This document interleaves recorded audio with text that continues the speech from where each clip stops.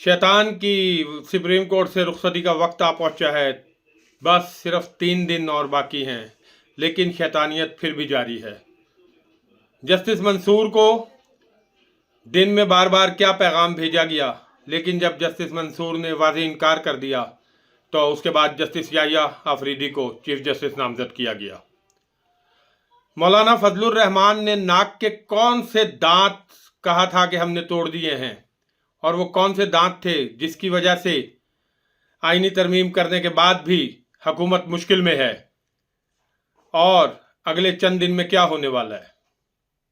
औज़ु बिल्लाहि मिनश शैतानिर रजीम, बिस्मिल्लाहिर रहमानिर रहीम, अस्सलामु अलैकुम वरहमतुल्लाहि वबरकातुहू। मैं मोहम्मद यासी शर्जील उस्मानी अपने channel Sharjeel uncut and uncensored के साथ आपकी खिदमत में हाजिर हूँ। आप सबका पजीराई का बहुत बहुत शुक्रिया। आते हैं जी आज के व्लॉग की तरफ। आज हम आपको बहुत सारी अहम खबरें देने जा रहे हैं। उससे पहले आपसे गुजारिश है कि वीडियो को पूरा देखिएगा और जो है क्या नाम है, चैनल को सब्सक्राइब करें, लाइक करें, शेयर करें, कमेंट करें, जो कमी बेशी नज़र आए हमारी रहनुमाई करें ताकि हम उसे बेहतर से बेहतर कर सकें। चलते हैं जी अपने व्लॉग की तरफ। तो सबसे पहली खबर जो कि बहुत सारे लोग सुन चुके हैं, जो आपको पता लग चुकी है कि हुकूमती कमेटी ने जो है जस्टिस याहिया आफरीदी को अगला चीफ जस्टिस नामजद कर दिया है और वजीर आजम के पास समरी भेज दी गई है। तो ये सारा कुछ क्या हुआ, जबकि दिन में खबरें चलती रहीं कि जस्टिस मंसूर अली शाह को चीफ जस्टिस नामजद करने का फैसला कर लिया गया है, और हमारी इत्तलात भी यही थी कि जस्टिस मंसूर अली शाह को चीफ जस्टिस बनाया जा रहा है। लेकिन ऐन मौके पर ऐसा क्या हुआ कि जिसकी वजह से जस्टिस मंसूर अली शाह से हटकर जस्टिस याहिया आफरीदी को चीफ जस्टिस नामजद किया गया। तो हम आपको बताते हैं जी।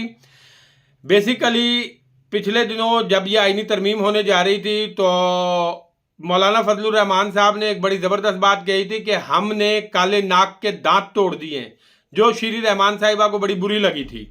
और मुस्लिम लीग नून वालों को भी बड़ी नागवार गुजरी थी। लेकिन ये हकीकत थी कि मौलाना फजलुर रहमान ने जो बात की थी वो सही थी, और मौलाना फजलुर रहमान का अगर हम ओवरऑल वो रोल देखें इस आईनी तरमीम के सिलसिले में तो हमें वो एक पॉजिटिव रोल नज़र आता है। जिस तरह माजी में मौलाना फजलुर रहमान साहब का रोल रहा है ये उससे हटकर था, और इस जगह मौलाना फजलुर रहमान साहब ने हुकूमत की बहुत सी ऐसी बदमाशी वाली तरमीम निकलवा दी थी। यानी कि जिसे कह लें कि ये आईनी तरमीम पहले तो 100% एक आर्मी तरमीम थी, अब आप इसे कह सकते हैं कि ये आईनी तरमीम में यानी कि अब भी बहुत सारे झोल बाकी हैं, लेकिन वो जो आर्मी तरमीम का 100% उनसर था और जो कुछ दिया गया था इन्हें ऊपर से कि ये सब कुछ मंजूर करवाना है, मौलाना फजलुर रहमान ने उसमें से बहुत कुछ निकलवा दिया था। और असल में जिस काले नाक के दांत तोड़ने की उन्होंने बात की थी वो सबसे बड़ी वजह कि हुकूमत जो पहला मुसवदा लाई थी और जो स्टार्ट से कोशिश कर रही थी, हुकूमत की कोशिश ये थी कि पहले 5 जजों में से सीनियर तरीन में से चीफ जस्टिस को चुना जाए, क्योंकि उन्हें पता था कि जी हम यानी कि इवन वो जस्टिस याहिया आफरीदी पे भी कोई बहुत ज़्यादा खुश नहीं थे। क्योंकि एक तो वजह यह कि जस्टिस याहिया आफरीदी का थोड़ा सा ट्रैक रिकॉर्ड तो आपको नज़र आता है कि वो पीटीआई के तरफ जो उनके खिलाफ फैसले उनके ज़्यादा हैं और उनके इख्तलाफी नोट भी पीटीआई के खिलाफ हैं। लेकिन ओवरऑल अगर आप जस्टिस याहिया आफरीदी का कंडक्ट देखते हैं तो एक अच्छे जज का ही नज़र आएगा आपको। तो इस सीट पर बैठकर वैसे तो अगर आप देखा जाए तो फाइज ईसा का भी माजी का किरदार ऐसा नहीं था कि उनसे जो कुछ जिस तरह वो लेट गए और जिस तरह उन्होंने पीटीआई से बुग़्ज़ रखते हुए और जिस तरह यानी कि जो है बदनीयती से और शैतानी जहन से जो जो फैसले किए और किसके कहने पर किए और किसको खुश करने के लिए किए, इनकी उम्मीद नहीं थी। तो अब हम देखते हैं, हमें याहिया आफरीदी साहब से भी उम्मीद नहीं है कि अगर वो इनकार नहीं करते और वो चीफ जस्टिस बनते हैं, जिसके चांस लग रहे हैं कि हुकूमत ने उनका नाम ऐलान करने से पहले उनसे कोई कमिटमेंट की है कि आप इनकार नहीं करेंगे, तो अगर वो इनकार नहीं करते और चीफ जस्टिस बनते हैं तो उम्मीद यही रखी जा सकती है कि वो एक अच्छे चीफ जस्टिस साबित होने की कोशिश करेंगे। वो सारी हरकतें नहीं करेंगे जो कि चीफ जस्टिस बनकर फाइज ईसा ने की। और इसी तरह जो है उनका एक बहुत देरीना ताल्लुक अथर मिनल्ला से और जस्टिस मंसूर अली शाह से रहा है। शायद आप लोगों के इल्म में कुछ लोगों के होगी, कुछ के ना हो। एक लॉ फर्म भी चलाते रहे हैं जज बनने से पहले, इनकी अपनी यानी कि जो है एक लॉ फर्म थी तीनों की, ये तीनों बहुत अच्छे दोस्त थे और उस लॉ फर्म का नाम भी आफरीदी, शाह और मिनल्ला इसी तरह का था, यानी कि इन दोस्तों के नामों पे, तीनों के नामों पर था। तो हो सकता है जी कि वो अपने दोस्तों को डिच ना करें, और सबसे मेन चीज़ ये भी हो सकती है कि वो इस वक्त चीफ जस्टिस बनने से इस वजह से इनकार कर दें कि उनके नज़दीक मेरिट पर मंसूर अली शाह साहब बनते हैं तो उन्हें चीफ जस्टिस बनाया जाए। लेकिन अब हुकूमत के लिए क्या मुश्किल खड़ी हो गई है, जो मौलाना फजलुर रहमान साहब ने जिस नाक के दांत तोड़े, एक तो उन्होंने वो 5 जजिस को निकलवा दिया, 3 जजिस पे कर दिया। फिर हुकूमत ने अपने मुसवदे में ये लिखा था कि जी अगर 3 जजिस इनकार कर देते हैं जिसे हम नॉमिनेट करेंगे, वो इनकार कर देता है, तो चौथा जज जो अमीनुद्दीन खान साहब हैं, जिन्हें बनाकर तो हुकूमत की सारी मुश्किलात ही आसान हो जाती हैं। वैसे तो उन्होंने चीफ जस्टिस का रोल बहुत कम कर दिया है और ना होने के बराबर, लेकिन फिर भी अमीनुद्दीन खान उन्हें हर मामले में सपोर्ट करने के लिए तैयार होते, जिस तरह वो फाइज ईसा अपने दौर में तैयार रहे, और जिस तरह फाइज ईसा के दौर में अमीनुद्दीन खान और फाइज ईसा ये वो लोग थे जिन्होंने हुकूमत को ये राह दिखाई कि आपके खिलाफ जो भी फैसला आए आपको उसे मानने की बिल्कुल ज़रूरत नहीं है, कोई आपसे वो फैसला नहीं मनवा सकता, सारी पावर आपके पास है, पुलिस आपके पास है, हर चीज़ आपके पास है, सारे इदारे आपके मातहत हैं, आप जो है बदमाशी से इनकार करें सुप्रीम कोर्ट के हर फैसले को मानने को, कोई आपसे मनवा नहीं सकता। और आप देखें इससे पहले के जो अदवार थे उसमें कम से कम जो भी नवाज शरीफ की हुकूमत थी, लेकिन पनामा के फैसले पर नवाज शरीफ को उतरना पड़ा। इसी तरह गिलानी को अदालत के फैसले पर उतरना पड़ा, यूसुफ रजा गिलानी को। इसी तरह इमरान खान को अदालत के फैसले पर जाना पड़ा। लेकिन फिर ये जो 2-2.5 साल शुरू हुए, इसमें एक चीज़ वाजे कर दी गई कि अदालत का सिर्फ वही फैसला माना जाएगा जो कि हुकूमत वक्त के हक में होगा, यानी कि शहबाज शरीफ के जो इस्टेब्लिशमेंट की पसंद के मुताबिक फैसला होगा और हुकूमत वक्त की पसंद के मुताबिक फैसला होगा उसे माना जाएगा, जो फैसला उनकी पसंद के मुताबिक नहीं होगा उसे नहीं माना जाएगा। जैसा कि आपने देखा इलेक्शन नहीं करवाए गए, जैसा कि आपने देखा कि मिसिंग पर्सन होते रहे, अगर किसी हाई कोर्ट ने फैसला भी दिया कि इन्हें पेश किया जाए और इनको जो है छोड़ा जाए तो उन्हें नहीं छोड़ा गया। और ये सारी रिवायत अमीनुद्दीन और फाइज ईसा जैसे जजों ने डाली और हुकूमत को ये राह दिखाई, और आज फाइज ईसा ने जाते जाते भी अपनी शैतानियत छोड़ी नहीं। सबसे पहले हम आते हैं जी कि जो वो नाक के दांत तोड़े फजलुर रहमान साहब ने कहा, वो किस तरह तोड़े कि 3 जजों पे ले आए मोस्ट सीनियर पे, फिर उन्होंने उसमें से ये भी निकलवा दी जो सेनेट से अब आपकी ये पास हुई है तरमीम, उसके जो अंदर ये वाजे तौर पे लिखा हुआ है कि अगर जिस जज को हुकूमत नॉमिनेट करेगी या जो पैनल नॉमिनेट करेगा 2/3 अक्सरियत से, अगर वो इनकार कर देता है तो बाकी जो 2 जजेस होंगे मोस्ट सीनियर में से उन्हें कंसीडर किया जाएगा। तो अब अगर याहिया अफरीदी साहब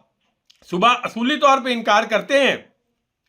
तो उसके बाद इन्हें मंसूर अली शाह या मुनीब अख्तर में से ही किसी को चुनना पड़ेगा, और यह इनके लिए बड़ी मुश्किल टास्क हो जाएगी कि एक शख्स को, जब मंसूर अली शाह को, मुनीब अख्तर को तो ये किसी भी सूरत नहीं लाएंगे, लेकिन मंसूर अली शाह साहब के साथ ये करके जब ये इन्हें लाएंगे तो इन्हें खुद भी अंदाजा होगा कि हमारे लिए इसके आगे नताइज बहुत खतरनाक हो सकते हैं। अब आ जाते हैं जी दूसरी के फाइज ईसा साहब अभी भी कौन सी शैतानी हरकत करते हुए जा रहे हैं। आज भी उन्होंने मंसूर अली शाह के खिलाफ जिस तरह जहर उगला, उस 8 रुकनी यानी कि जो अक्सरियती बेंच के खिलाफ जिस तरह जहर उगला और कहा जी कि उन्हें अपनी गैर आइनी जो हरकत पे गौर करना चाहिए और इस फैसले पर सोचना चाहिए, तो सबसे पहले मैं फाइज ईसा को यही कहूँगा कि फाइज ईसा को सोचना चाहिए कि जो गैर आइनी हरकत उन्होंने की और जिस तरह का दौर उन्होंने, काला तरीन दौर गुजारा अदलिया का, क्या उन्होंने इस पर सोचा या आइंदा सोचने का उनका ख्याल है? उनकी गैर आइनी हरकत, जिस तरह उन्होंने 63A का फैसला दिया जल्दबाजी में और फ्लोर क्रॉसिंग की दोबारा यानी कि जो इजाज़त दी, लोगों को बिकने की इजाज़त दी, इस आइनी तरमीम के लिए लोगों को अरबों रुपए दिए गए, इसका सेहरा किसके सर पर है? पीटीआई के लोग उठते रहे, इलेक्शन में उनके साथ बदमाशी होती रही, उनके लोगों को उठाते रहे। क्या फाइज ईसा ने किसी चीज पर भी अब आकर जो है वो खत्म किया सो मोटो का आपका हक? क्या आपने किसी चीज पर सो मोटो लिया या सो मोटो भी नहीं लिया? जिन चीजों के खिलाफ आपके खिलाफ दरखास्त आपकी अदालतों में दी गई, आपने पीटीआई की किसी भी दरखास्त को सुना? वो गैर आइनी नहीं था। क्या आपको शर्म आई ये बात कहते हुए भी कि दूसरों को आप आइन का दर्स दें? आपने अपने दौर में किस आइनी जो है चीज पर अमल किया? पीटीआई के साथ इलेक्शन में उनका इलेक्शन चोरी हुआ, आपने उनसे बल्ला छीना, उन्हें इलेक्शन से महरूम किया, आपने हर उस फैसले में कोई दरखास्त नहीं लगने दी। उसके बाद क्या आइन की रूह से ये दरखास्त जो इलेक्शन का फ्रॉड था ये लगनी नहीं चाहिए थी? आबिद जुबैरी साहब ने दी दरखास्त, क्या आपने उस दरखास्त को लगने दिया? फिर उस दिन कितनी बेशर्मी से आपने आबिद जुबैरी साहब को कहा कि मैंने अपने दौर में नहीं लगाई, बाद में लग जाएंगी। आपको पता है बाद में आइनी तरमीम हो जाएगी और इन दरखास्तों को आइनी बेंच सुनेगा और आइनी बेंच वही होगा लंगड़ा लूला जिसे हुकूमत चुनेगी। अच्छा जी, अब आ जाते हैं जी कि मंसूर अली शाह साहब को क्या पैगाम दिया गया। मंसूर अली शाह साहब को डिसाइड कर लिया गया था दिन तक कि जी उन्हें चीफ जस्टिस बनाया जाएगा। उन्हें बार बार पैगाम भेजा गया कि आपने उसी तरह चलना है जिस तरह फाइज ईसा चले,